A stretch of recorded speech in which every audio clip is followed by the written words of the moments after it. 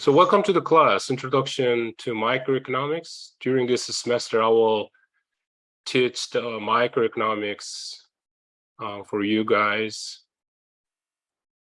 I hope you enjoy the class. I don't know how many of you guys are watching the video lecture, two of them, right?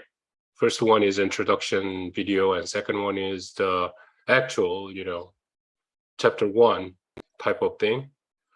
In the syllabus, I select as a main quiz Principle of Economics textbook.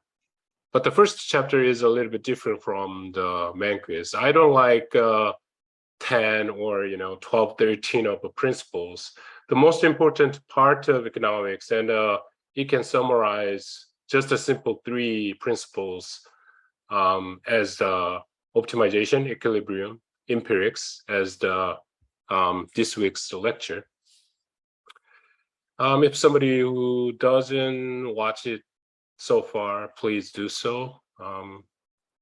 As long as you watch it in a certain period, you can get the full credit of your attendance and the scores of it. So I really recommend it by the message or email that you watch it in advance to participate in this Zoom meeting, because I just assume that you watched it already and you go through all the content before we discuss during this Zoom meeting time. Usually I'm thinking that our Zoom meeting will go 45 minutes to an hour.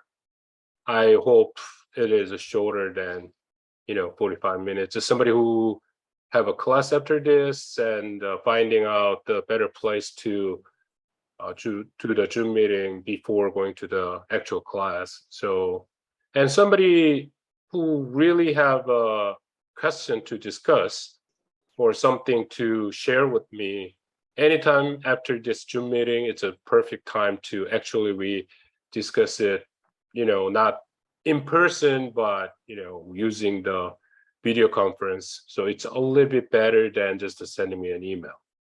Yeah, feel free to ask a question or send me a message in Korean too. I strongly recommend it using in English, and especially we are in the Zoom meeting, you better use in English too. Class is supposed to be, right? And question should be in English. But then on top of that, don't feel shy about like grammars or pronunciations and those stuffs. Language is just a tool, right? We can communicate with it.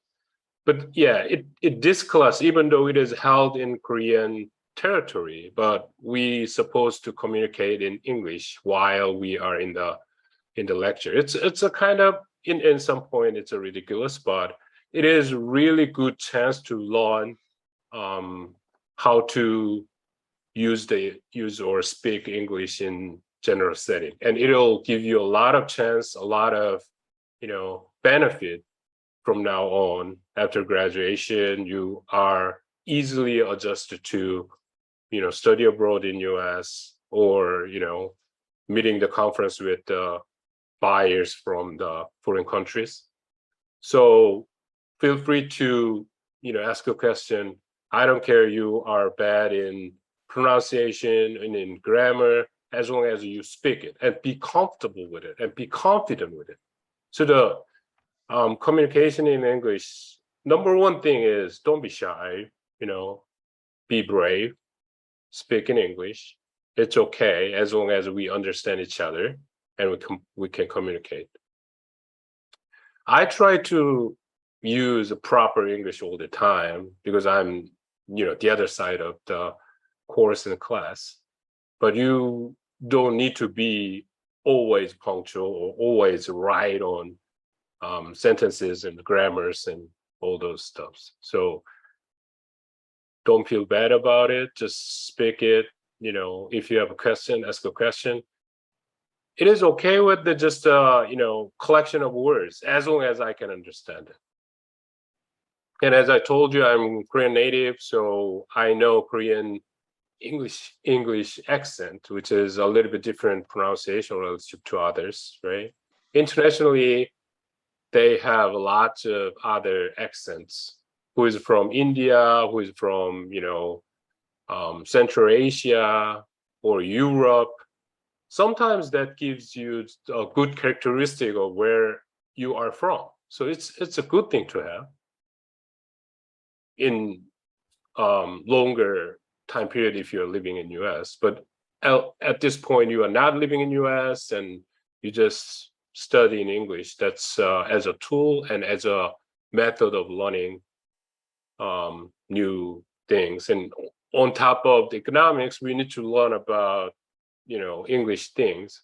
So there is some kind of difficulty for you. I understand. But this one gives you a good chance to have a better chance to have a good job, and in the future you will get lots of benefit out of it. So take good advantage of it. And one thing I want to tell you as a summary, don't be shy about it. Just speak loud, speak out. I hope everybody involved in the class and actively participating the class, especially in the Zoom meeting, right? So this course is only online lecture, and Zoom meeting is held. The reason why I'm holding a Zoom meeting is more communicate each other and participate in the discussions, ask a question, answer the question. That's what I want. And by doing so, you learn a lot in economics and speaking English too. So, right?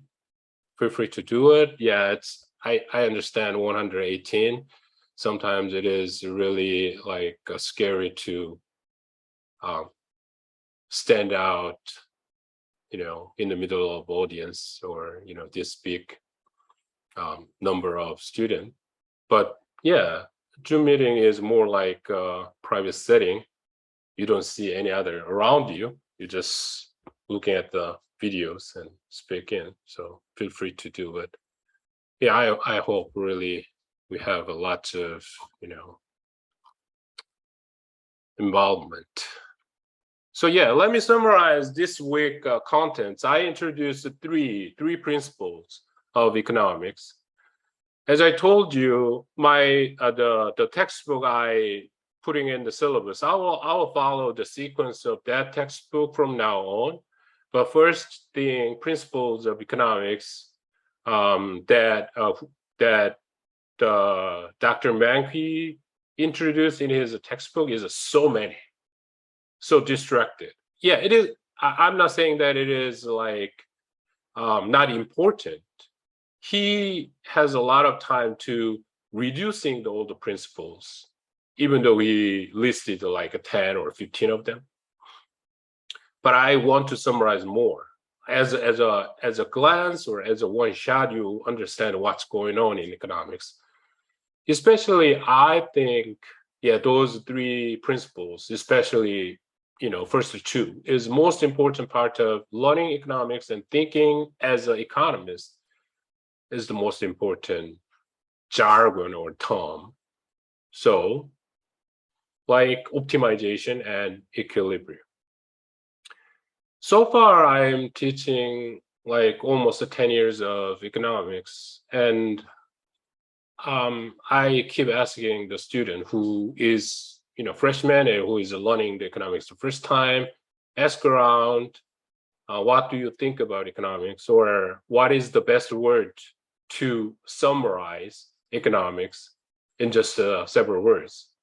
Then I always come up with the money as the first word from the student.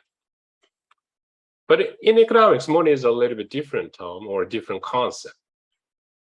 As you learn in macroeconomics later, or if you have a chance to, learn it, money is a different definition as a jargon, and we discuss money in different way in economics. But in daily life, we say money, right? Money, and I try to get some money, earn some money. I pay some money to buy things. That money can be named differently in subject of economics.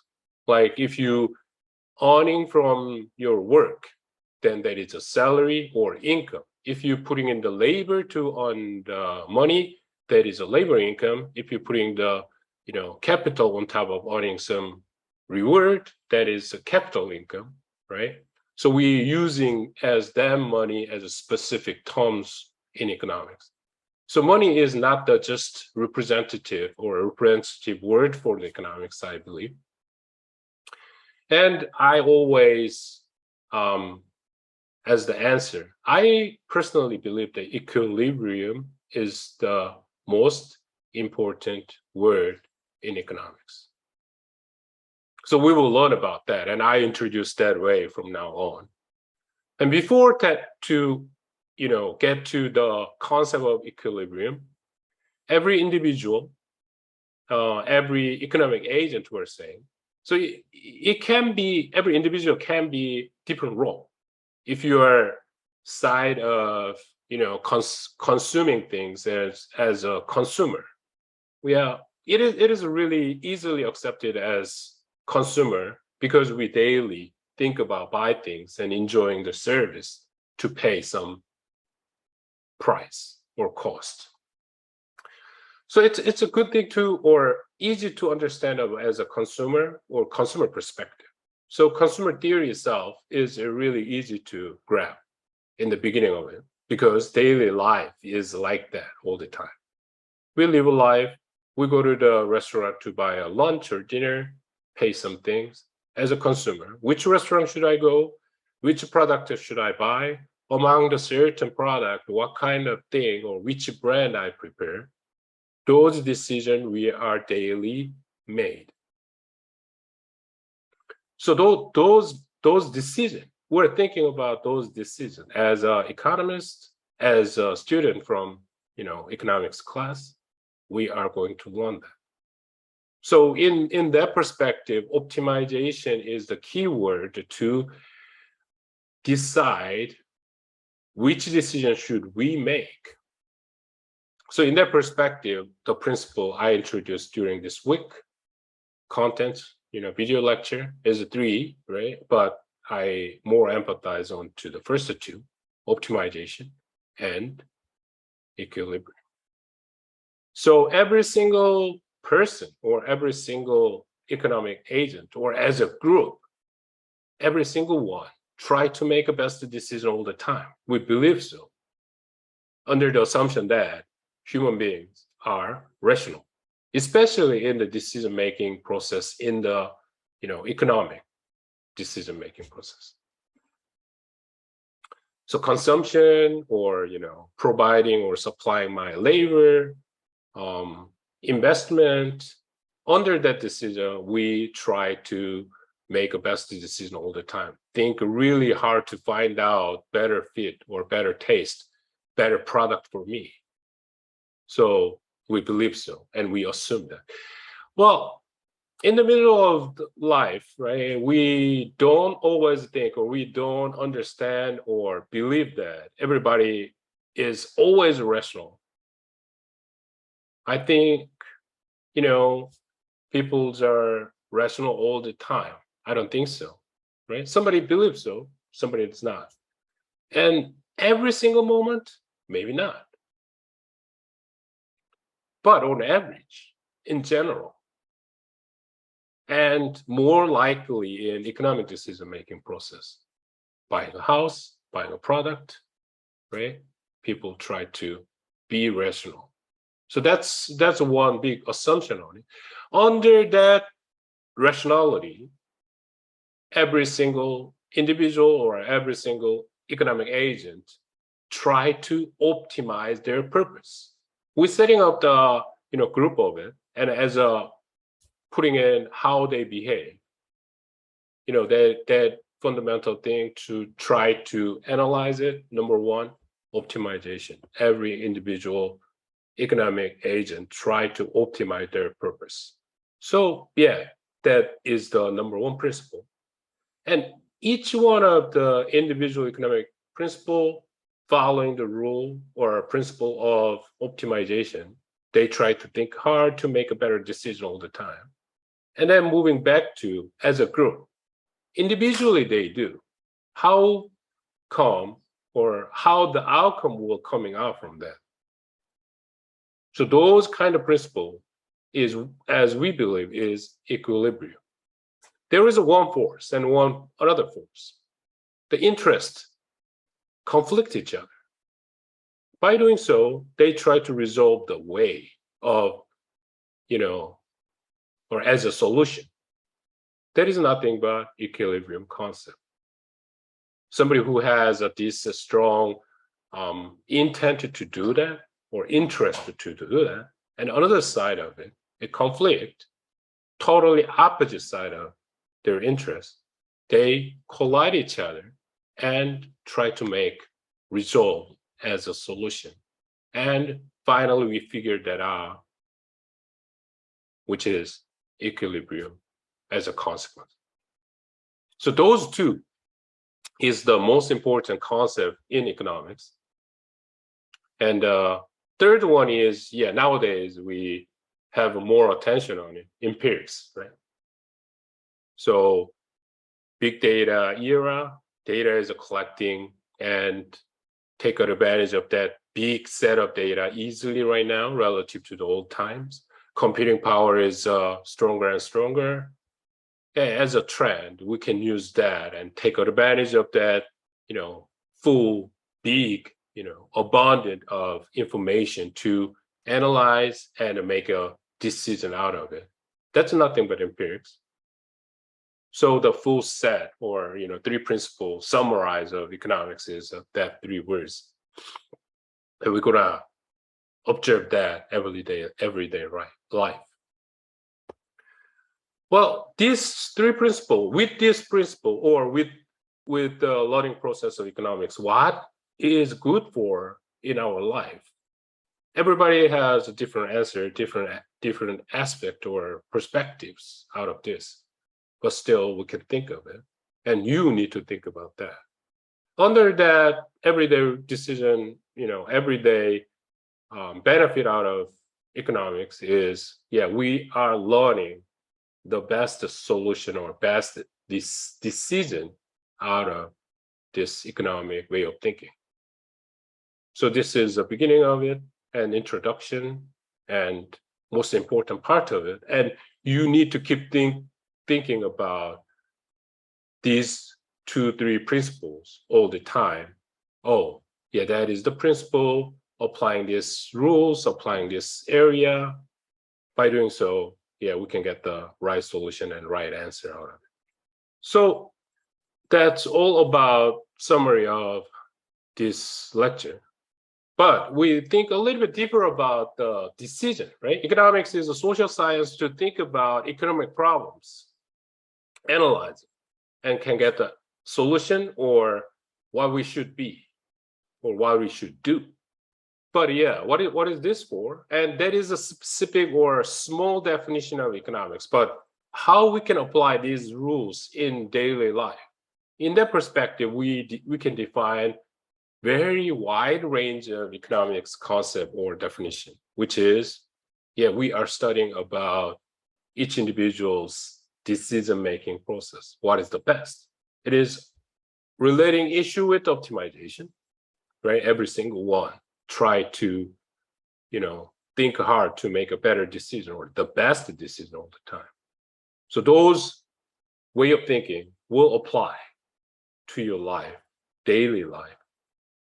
And you need to come back and think again while we are learning economics and how we can take advantage of economic, models and way of thinking in our daily life. So let's think about this.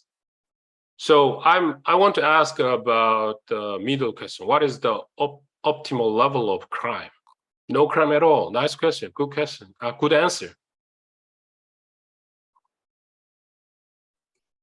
Any other answer?